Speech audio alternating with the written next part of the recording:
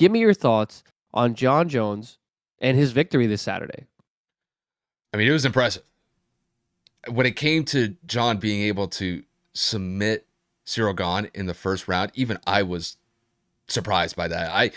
When I was first thinking of the fight, projecting it out how far it would go, I was thinking at least the third round. I was still banking on the fact that John Jones would win, even though that he had been off for the last 3 years. The idea of ring rust is real.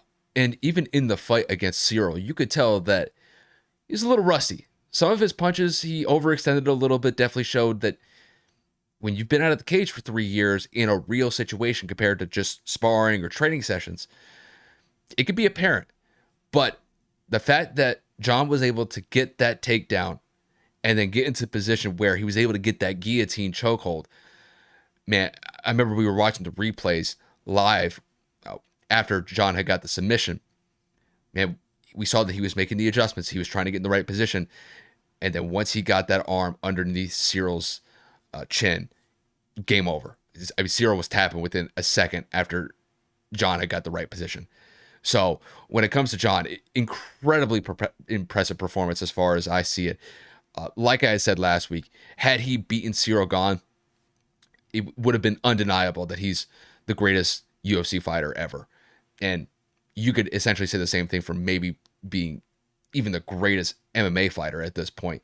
The fact that he was able to dominate the light heavyweight division for as long as he did, and then takes 3 years off, he goes to the heavyweight division and he knocks out the number one contender, or submits the number one contender in the first round, in the first 2 minutes. He's just on a different level. And when it comes to John Jones and his future in the heavyweight division, next guy that he's going to go up against is going to be Stipe Miocic. And Stipe is arguably the greatest heavyweight in UFC history. And with John Jones having one fight in that heavyweight division underneath his belt, no pun intended, that's going to be a good challenge for him because Stipe has been in that division for years. And he's gone up against some quality fighters and he's been through some wars. And there's a very good chance that both Stipe and John would be able to fight this year because John didn't really sustain any damage from that fight against Cyril. So when it came to John, this was the best case scenario for him. He was able to get this win effectively and decisively, and it sets him up for a really good Stipe fight, probably around July. So more than likely, he'll take the next couple months to be able to train against Stipe. I wouldn't be surprised, knowing how thorough John is. He may have already prepared for Stipe well in advance before this potential fight could even take place.